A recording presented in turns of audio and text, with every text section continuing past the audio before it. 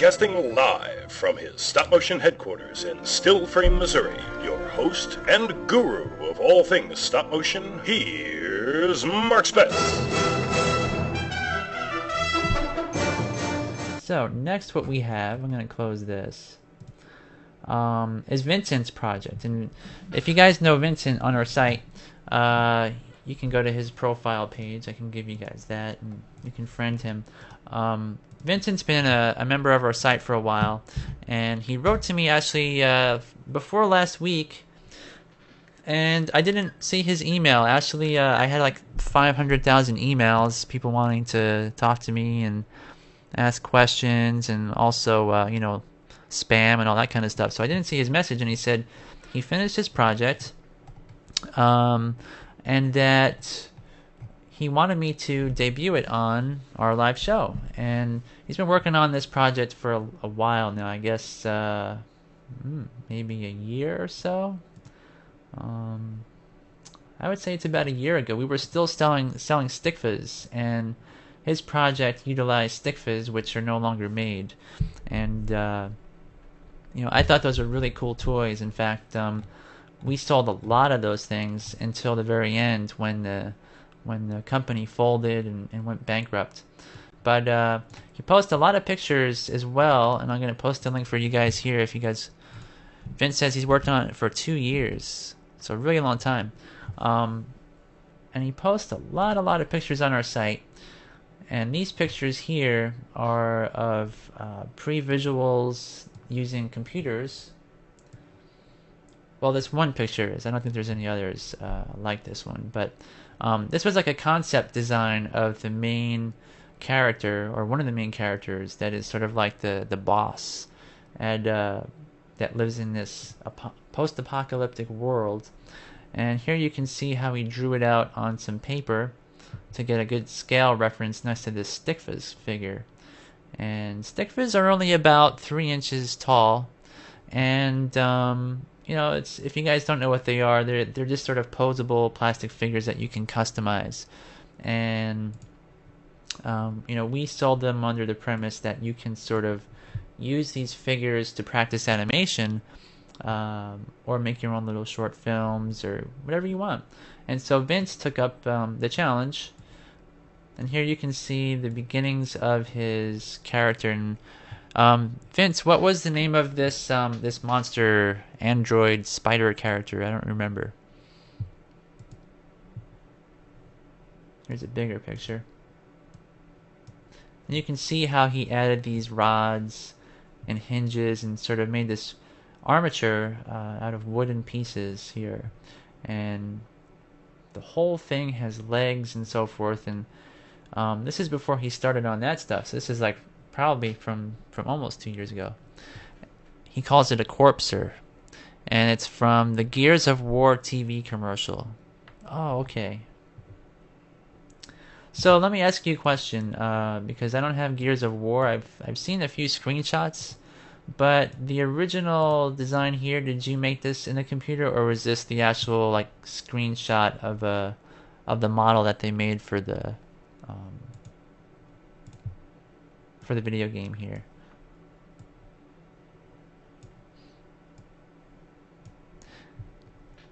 And you can see how in the design here there's like light up eyes, and it's a little hard to tell, but there's like a jaw here with teeth that open and close.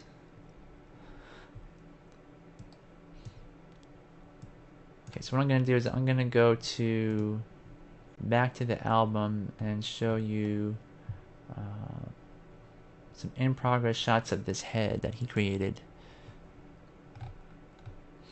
So here's the head, and you can see there's these LEDs, and I don't really know what those LEDs are encased in, but it looks sort of like maybe soda or water bottle caps or something to that effect. And you can see the wires coming out, going to a power supply. And we talked a little bit about LEDs a few weeks ago on how you can wire those up for projects like this. And here's one where you can see in the dark how they light up on this character's head.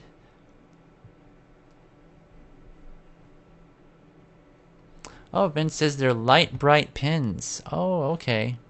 So almost like what you've done here is like a fiber optic setup. Here's another one where you can see those light bright pins, which is pretty smart. That's a good idea. You can see them lighting up there. And then as time goes on, he would upload more and more pictures. And here you can see one that's really cool, where you can see you've got these wooden joints here.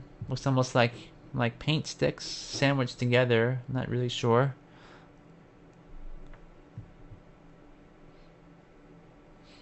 You can also see how the foot here has like a threaded rod that he can use as a tie down, I'm presuming.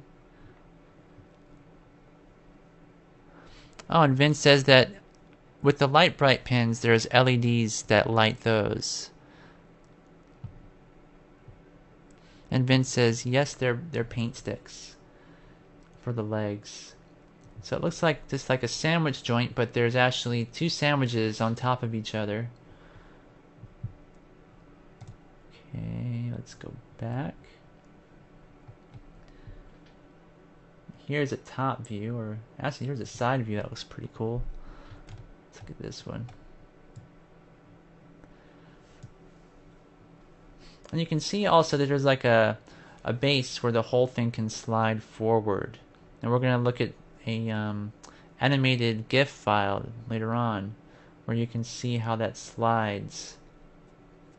And all of these legs can be flexed, sort of like he's coming forward.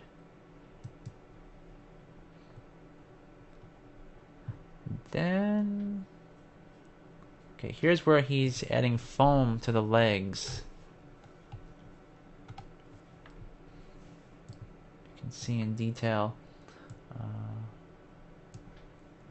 Looks almost like a seat cushion foam of some kind.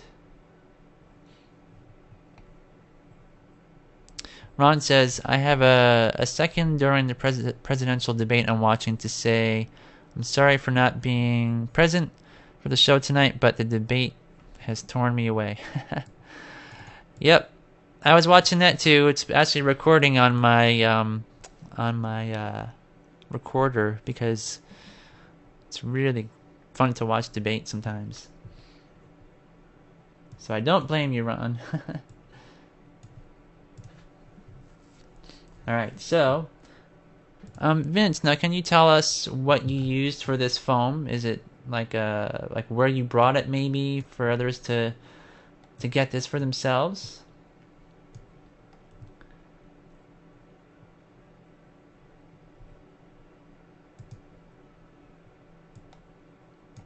Let's see.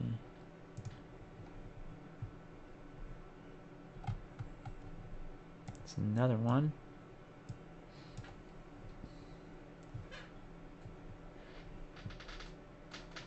It looks almost like there's newspapers possibly wrapped around the base of these two. And Vince says it's bed cushion foam from Walmart. Okay, Ron, see ya.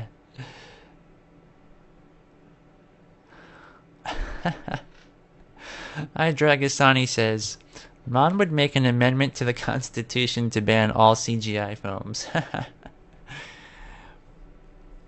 Okay, so Vince says that he used paper mache on the base of all these legs to get that smoother shape, I guess. As you can see here, here's the base of the leg where it comes to a joint. And then you coated these legs with something. Looks like a liquid latex, or I see possibly some plastic here. Looks like a it's kind of hard to make out.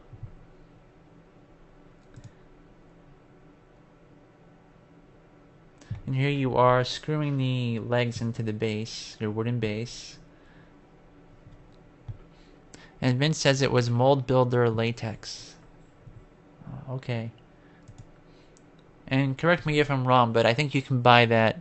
Oh, okay. He says it's the only latex available in Quebec. Okay. Mold Builder latex usually comes in like a jar here where we live. I'm not sure if it's the same in Canada, but it's like a, almost maybe, I'm gonna say like a quart-sized container, and it has a round lid, and you can just sort of scoop it out. It's usually really thick. It's probably the same stuff, but here you can see all the wiring that Vince used. And I don't think that I've shown another picture yet where you can see the teeth that were made for this character. So let me go back to the album. I know there's one picture on here that shows the teeth in detail. Maybe I did show this, maybe I didn't, but this here is really detailed. You can see, looks like all sculpy teeth, and they're baked.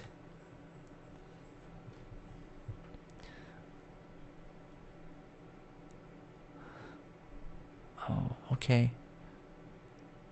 And Peter says that in Glasgow,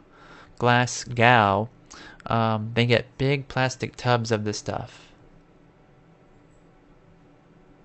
Oh, okay.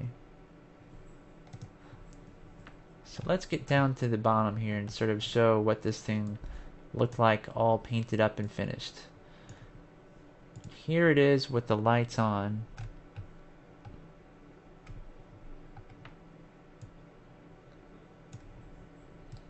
You can see all the teeth were painted sort of a silver color with red gums. That's another picture. Sort of a side view.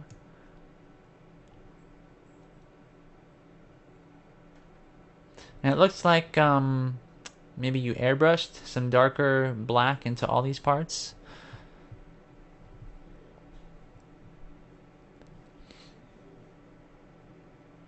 And Vince says no base, baked apart, then rebaked and assembled. And Vince says that, yeah, it was all airbrushed. All these parts were airbrushed.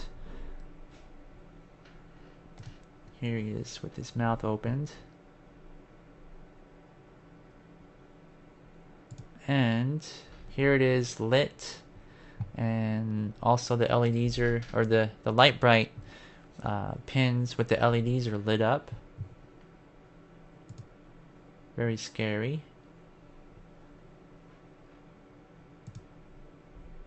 There it is again. And the teeth really stick out in this one. Looks really nice.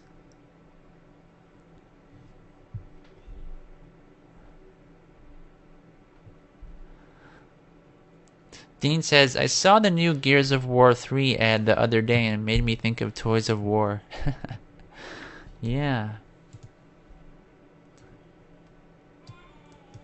I should probably keep up with video games a little bit better than I do because I'm a little behind the times. But here's the entire thing completed. And you can see how what Vince did was to sort of take this rubble, because when you watch the film you'll see that most of the buildings and stuff are all torn apart. You can see how he's hidden some of the things like the wires and whatnot through the base of this character with some more rubble on the front. Very cool puppet.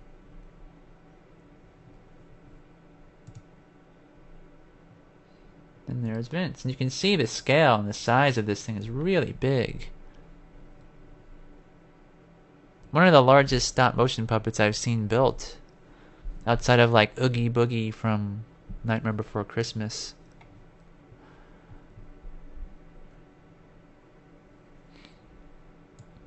Hey Brian, yep. We'll probably talk about Johnny Quest if we have time after this. So what else do we have here? Let's go back to the album. See if I missed any cool pictures before I go ahead forward here. Here is one where you can see how the teeth were created, which I didn't show before. Looks like the next 4 pictures here in the series. You can see here is, I guess, the upper and lower jaws from Sculpey. And then here's all the teeth,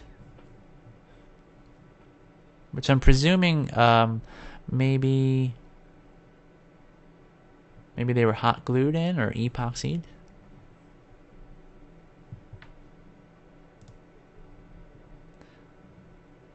Or maybe just more Sculpey.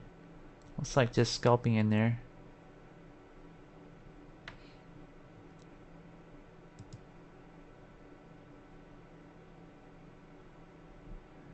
And then there's a top view.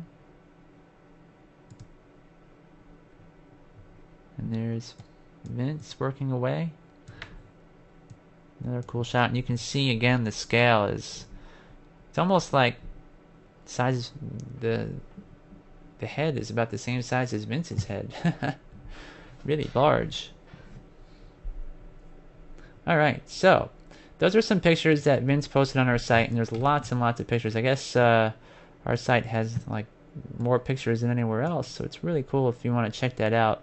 And again, if you want to check out his profile on our site, if you're not here live and can't go to the link, just go there to our site and you can just look up Vince here.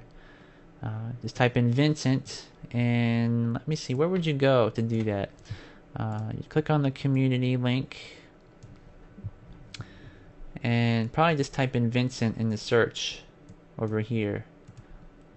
So first you click on community, then Vincent, and it should show up. Alright, so now his blog is another story. There's all kinds of good stuff on here as well, and I'm going to give you guys that link.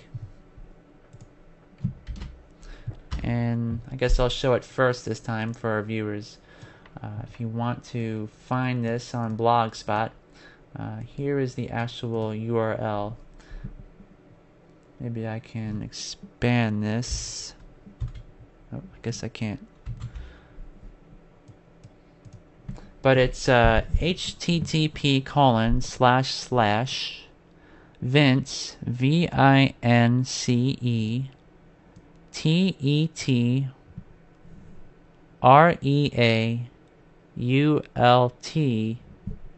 stopmotion.blogspot.com. So check it out. And on the page there's some cool pictures that show how the puppet worked. Let me see if I can expand it.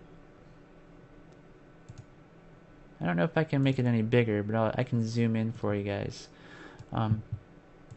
Here's the Corpser puppet, and you can see how it slides along on this track. And the whole puppet moves, but the feet, the rear feet, are sort of, I guess, locked into position on the table, and the whole thing slides forward like you would expect a spider to move. And so there's no, I guess there's no reason for the legs to come off and move around and stuff, because it wasn't used that way in the shot. So let's go back to the blog. Oops, I guess, here we go. Okay, close this. And so you can also see other close-ups of the side where it's moving as well. Again, I'll zoom in for you guys.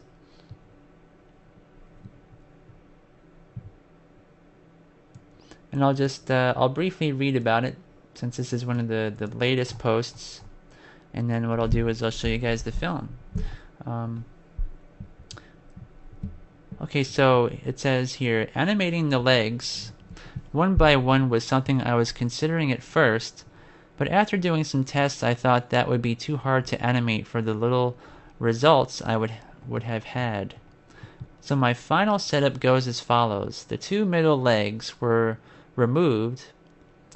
So was in was an issue because, or they were an issue because they were blocking the light that comes upside the creature. I'm gonna zoom in here so I can read this stuff easier. Okay. The front legs were mounted on some homemade skates. They move forward with the rail. The 4 back legs are fixed to the table, but they move a bit with the creature movement. Some nuts broke while animating the first trials, so I responded to the problem with rubber bands. They worked perfectly. Oh, okay, so you can see here these rubber bands on the back legs sort of holding things together a little bit. And he says, note, there's a threshold rod that was supposed to move the rail forward. A nut was attached to it, and with every turn it would have get with the spanner. The rail would have moved a little forward. This idea was forget, and I was moving the rail with my hand. A ruler was used to measure the distance it has to move between each shot. Okay, so to get a more equal motion, what he did is he put a ruler there to make sure that the spacing was equal, which is very smart. That way, you don't have to use like a surface gauge. You can just sort of measure so many, maybe 5, 16, 7 inch or something. And he says there was one and only light LED that comes from a desk lamp upside the corpser. The green cardboard is used to block the light. Oh, okay, so what he's saying is above here, above the puppet, this LED that shines down, this is sort of just, blocking the light from getting onto the puppet. The sequence shows the creature coming out of the darkness. I wanted a drastic separation between light and darkness. On the 2 bricks you can see below, there's white glassy paper sheets to reflect the light on the bottom part of the puppet's face. He said, here's some pictures of my setup, and you can see he's got his computer monitor over here.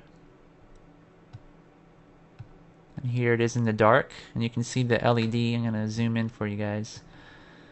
So you can see the LED above, and it's shining down, and it's only leaving a small rim of light in front of where the corpse or puppet is. And then those little white bounce cards, which are just paper, are just reflected right back. Here's another picture from above. Very cool. Okay, so that's his blog. And I don't want to show that part yet. I'm going to leave that for the film. So now if you guys want to see this on Vimeo, where Vincent uploaded it, of course you would just go to the onvimeo.com.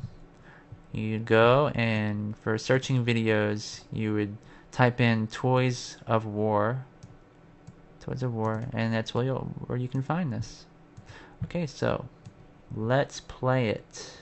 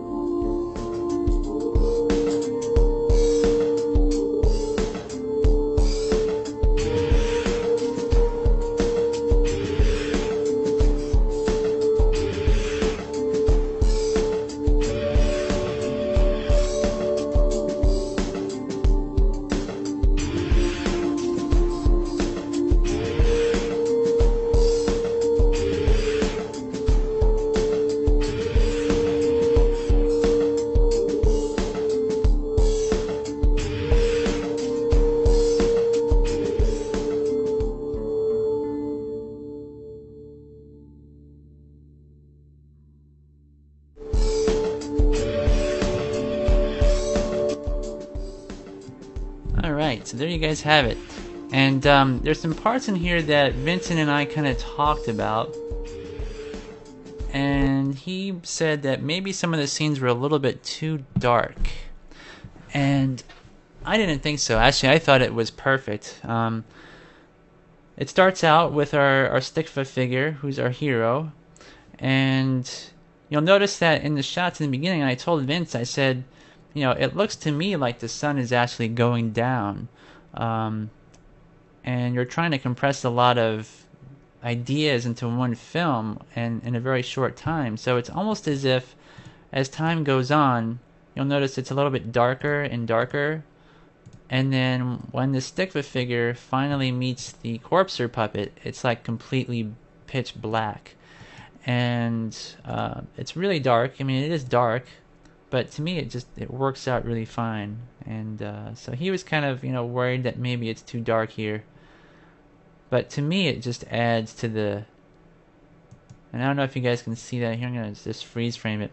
You can see these flashes of light, and this was all done in camera. There was no you know, pre-production or anything, you know, no computer programs were used you know, beforehand or after, and you can see how it looks, and it's really cool. And Vince says that the music is a killer.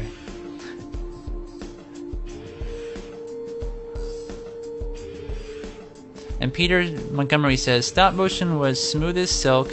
That's the game. Yeah, it was really very smooth.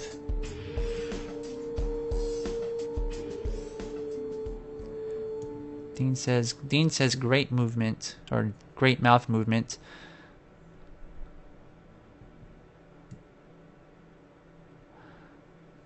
And Cherry Cow asks, how did you do the flash? She wants to know how that was done. I know Vince told me, but I'll leave it up to him to answer. Now there's two flashes. There's actually a muzzle flash. So I'll play here. Muzzle flash. And then light. Actual real light flashing to emulate that gun flash. And Raven Star asks, what program did he use? Oh, okay, so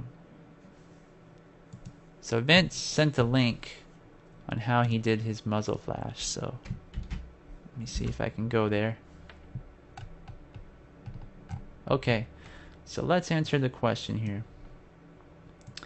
He says, phew, at last the final sequence is meeting my quality standards. I'm very happy to achieve it the first time. 77 pictures, 3 seconds of video on ones, 24 frames per second, 2 sessions of shooting on 2 different days, and 6 hours of work animating that. Everything goes as expected, hopefully. As I thought, animating a big puppet, it was way easier than animating a small one. In order to simulate the lightning coming from the machine gun, I worked with 3 different lighting setups. He says, here's one with 2 lights.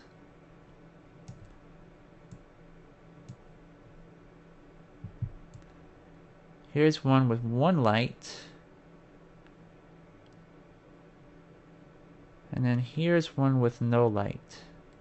So the flash consists of just 2 separate lighting setups.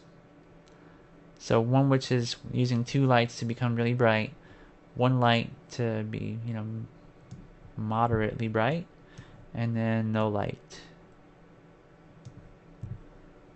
And I think it worked out really well here.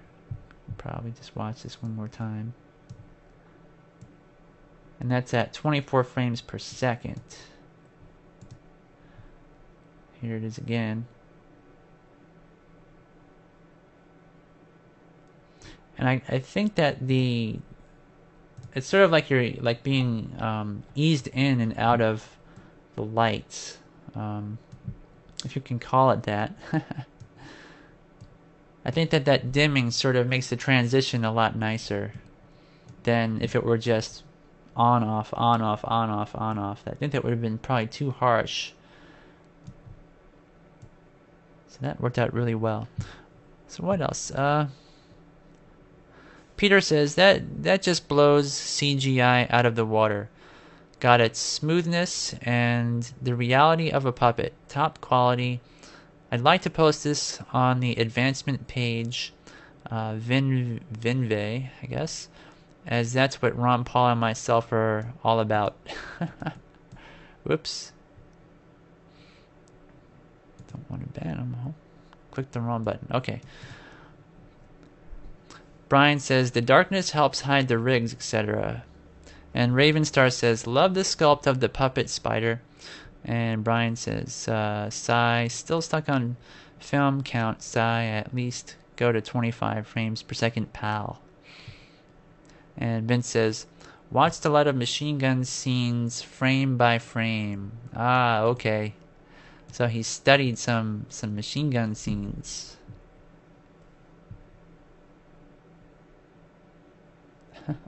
Sorry, Alex. Okay, so if you guys have any connection problems or anything like that, and you want to watch this at home, again, just go to Vimeo.com